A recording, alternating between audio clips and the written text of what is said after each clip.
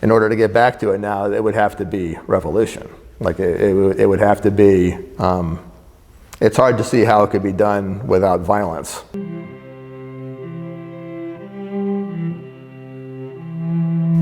But as you can tell from everything I've said so far, it doesn't mean that you can't have kings, right? It in fact means kings are actually a very natural form of government, as suggested by the fact that we had them for centuries and centuries before we had anything like a modern republic, at least on anything bigger than the scale of the free men of Athens or something like that. And the kings, of course, the Christian kings, beginning with the Emperor Constantine, the Emperor Constantine, he didn't have any problem with saying, okay, we're going to be Christian. Second kind of Christian nationalism. Like I'll acknowledge that's the second kind of Christian nationalism. He didn't say, okay, everybody's Christian already, I guess I'll go along with it. It was a time when Christianity had spread to the point where it wasn't a completely crazy, harebrained idea for an emperor to say, hey, I'm going to pay attention to Christianity now. But he wasn't just, a weather vane following the people. He did make a decision, and but he didn't require that everybody be Christian. He just favored the church, which was a big enough difference from persecuting the church, which is what had gone before. And that was enough to make Christianity respectable, so that more people, became interested in it, and you ended up with Christendom. And then, of course, as the centuries go on and people do become more Christian, the overwhelmingly Christian population just assumes that the king is going to do certain things because certain things are good.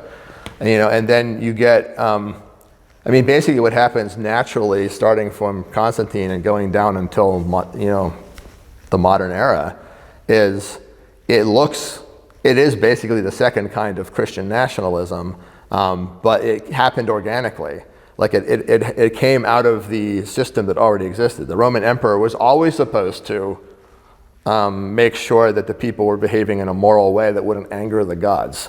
He was always supposed to look out for respectable moral behavior in his citizens, and that was why he persecuted the Christians, because he considered that was not respectable moral behavior. They were bucking against the ancestors and the old ways that had worked so well for Rome. So when he had the paradigm shift with Constantine, and now Christianity was the way that you're going to have, you're going to assure moral order and responsibility among all your citizens.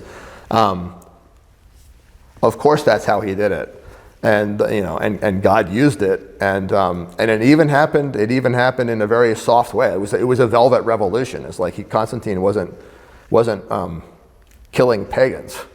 Like that kind of spreading Christianity with the sword was a later thing. Charlemagne with the Saxons. The Saxons keep revolting, and every time they revolt, it's a pagan revolt, and so Charlemagne forces them to Christianize.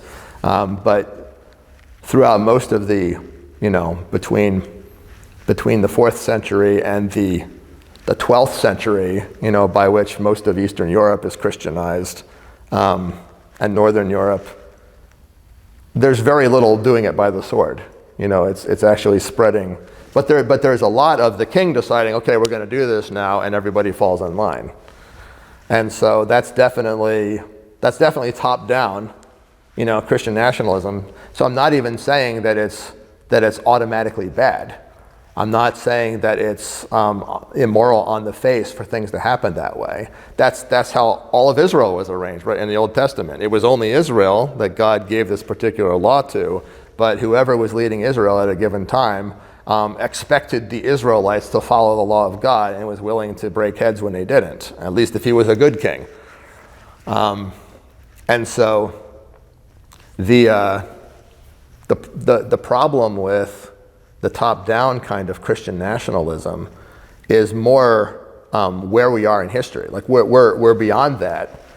We're beyond that at late in a very successful or experiment that has been very successful anyway for fixing some of the problems with monarchy while still remaining a Christian nation. And in order to get back to it now, since we're not starting with an empire that we just can turn Christian, in order to get back to it now, it would have to be revolution. Like it would have to be, it's hard to see how it could be done without violence.